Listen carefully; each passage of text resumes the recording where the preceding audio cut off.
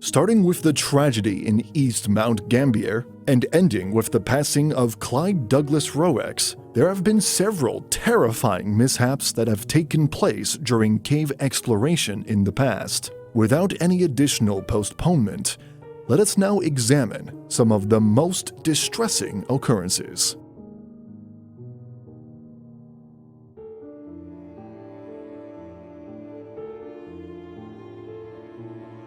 Tragedy in East Mount Gambier.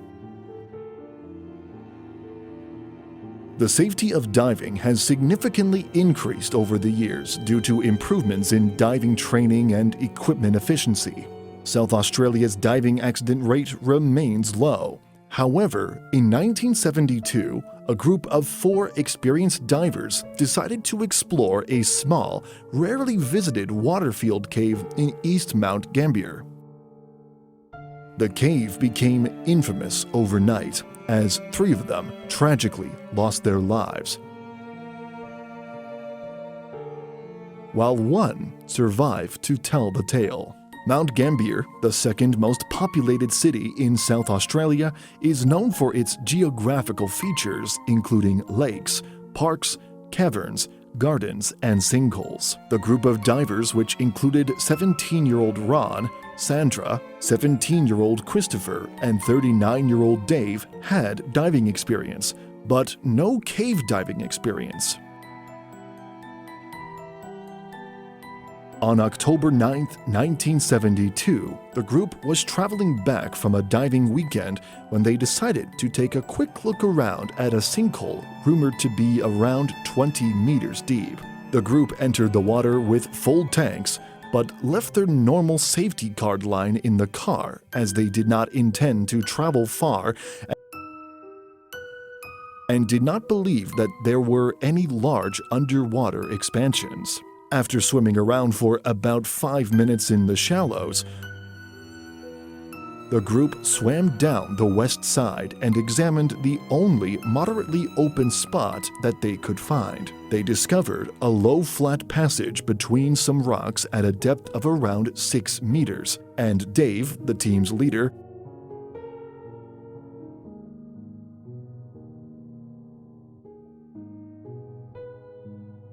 announced to the others that he was going to go in and check it out, with Ron following. The pair found themselves in a large cavern with clear waters. However, when Ron returned his attention to the entrance to watch the others pass through, he noticed that the route was silted out as a result of them swimming through the passage. The entrance had become sorted out as a result of them disturbing the soft, deep muck on the passage's floor as they passed through.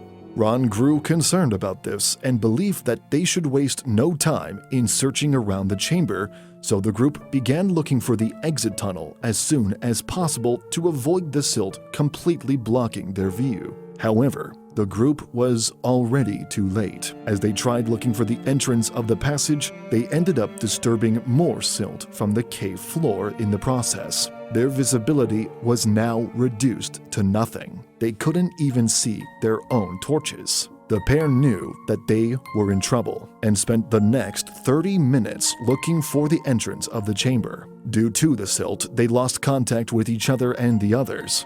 And with time running out, Ron frantically looked for the exit. Soon after, he came upon a diver's motionless body lying face down. He left the body and continued to feel around the walls, only to discover that he was having difficulty inhaling. Ron knew death was only minutes away.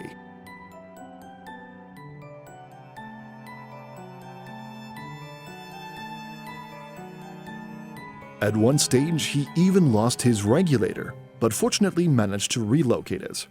Miraculously, Ron found the exit and managed to swim to safety when he observed a dim green circle of light overhead.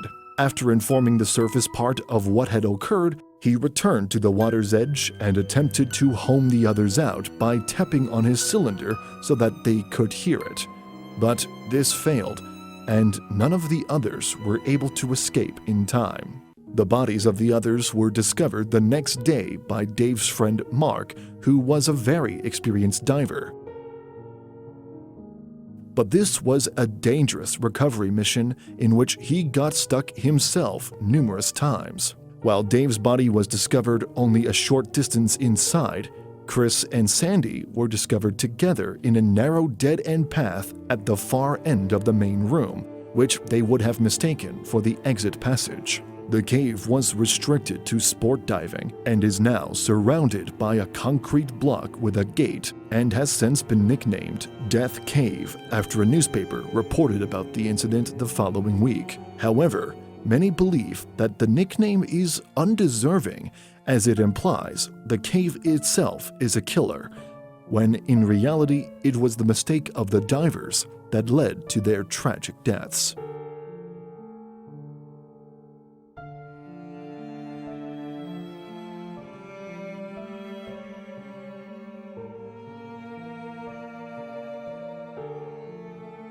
Thrill-seeking gone wrong. Philip Wayne Whitehead Jr. was an all-around guy who loved sports and outdoor activities.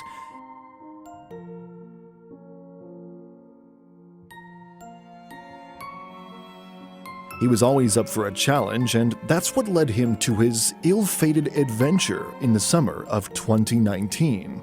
He and his friend decided to explore the Stefans Gap Cave in northern Alabama, a popular destination for thrill seekers who want to test their skills in the deep pit that lies within the cave. Philip was not a professional cave explorer, but he was determined to try something new and exciting. He and his friend secured the necessary permits from the Southeastern Cave Conservancy and set off on their adventure.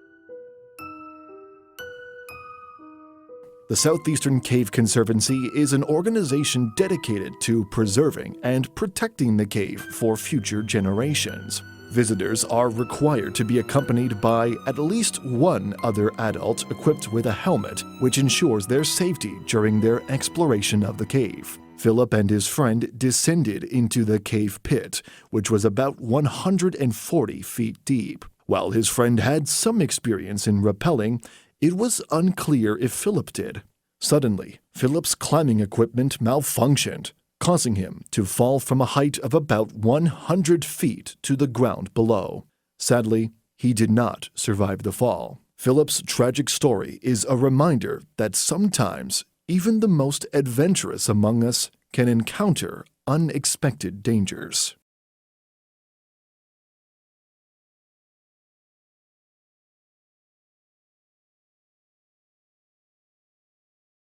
The Blue Hole Tragedy. The Blue Hole in Santa Rosa, New Mexico, is a well-known spot for those who love outdoor activities and diving. It is a round, bell-shaped pool with a bluish tint, and the water remains at a constant temperature of 62 degrees Fahrenheit. The Blue Hole is fed by underground water from the Ogallala Aquifer and has a unique feature when it increases in size as it gets deeper. The top of the pool has a diameter of approximately 80 feet, while the bottom is roughly 130 feet wide. Initially, the Blue Hole was utilized as a fish hatchery in 1932, and it is an artesian well. There are cracked caverns beneath it that lead to the discovery of groundwater in Faith. These caverns were created by deteriorating limestone bedrock due to the continuous impact of the underground water. Water springs from the rubble at the bottom of the cavern, and it is likely connected to one of the longest explored caverns in the United States, Carlsbad Caverns. However, the underwater cave is treacherous with twisting passages that can easily cause one to get lost.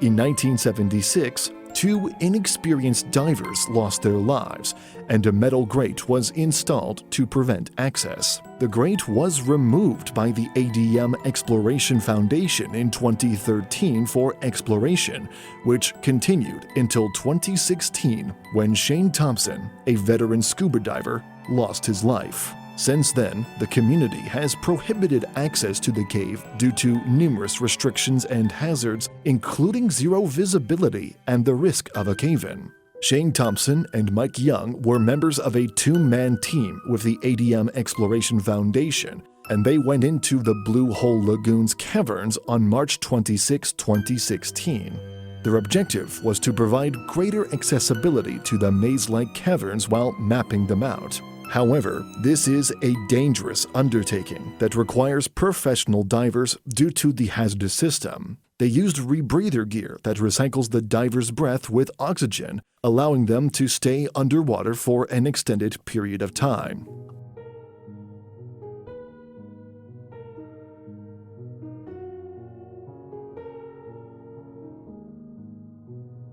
Although the caverns have been restricted since 1976, Shane and Mike were allowed to embark on this dangerous exploration since they were part of a team and were professionals. When Shane and Mike entered the cave, they went as deep as 194 feet into the water in a narrow cave. Mike stirred up silt, causing zero visibility while following a safety line, and Shane pulled the line so hard that Mike lost control of it. Shane ended up getting stuck in an unmapped branch that went in the wrong direction due to poor visibility and eventually passed away. Mike urged that the caves be sealed up again and that no one be granted access to them. He said that the caverns were the most dangerous place they've ever dived, and the city officials agreed to block access to the cave again by reinstalling the metal grate. Unsolved mystery: Clyde Douglas Rorex's death.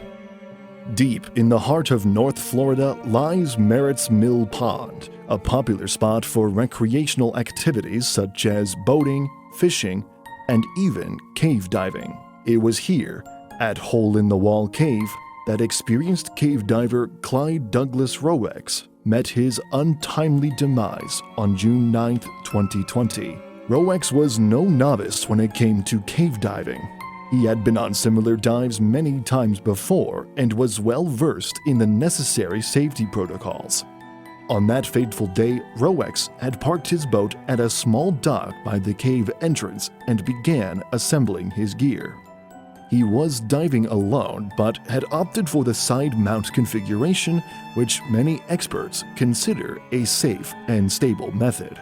But when Rorex failed to return at the expected time, alarm bells were raised, and the owner of a nearby dive shop, Ed Sorensen, was notified.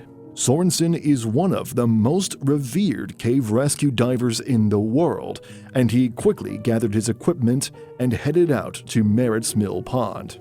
What Sorensen found when he arrived was Rorex's boat still tied up to the dock with nobody in it. After maneuvering his own boat around and tying it up, Sorensen donned his diving gear and entered the water. The entrance to Hole-in-the-Wall Cave is tricky to spot, but Sorensen knew where to look. As he made his way deeper into the cave, he passed by an infamous warning sign featuring the Grim Reaper and reminding divers that there is nothing in the cave worth dying for. Soon after, the cave suddenly changed from a narrow passageway into a large room with no floor. It was a chimney, and the drop was an 85-foot plunge straight down. Sorensen steered himself to make the descent, but to his surprise, he found Rorex's lifeless body floating not far from the entrance. The recovery of Rorex's body was relatively simple, but what perplexed everyone was how he had died. Rorex had one of his diving regulators in his mouth, and both of the cylinders he was wearing were empty. His dive computer records showed that his total dive time was supposed to be approximately 45 minutes, but he had brought enough gas to last as long as 90 minutes. There was no obvious malfunction with any of his equipment. The mystery of Clyde Douglas Rorex's death remains unsolved to this day. What went wrong on that dive? Why did he run out of air so quickly? Was it human error or something else entirely? One thing is certain: the events at Hole-in-the-Wall Cave are not to be taken lightly. That's all for this video. To ensure that you don't miss any of our new videos, please like, subscribe, and turn on the notification bell. Until next time, take care. Thanks for watching.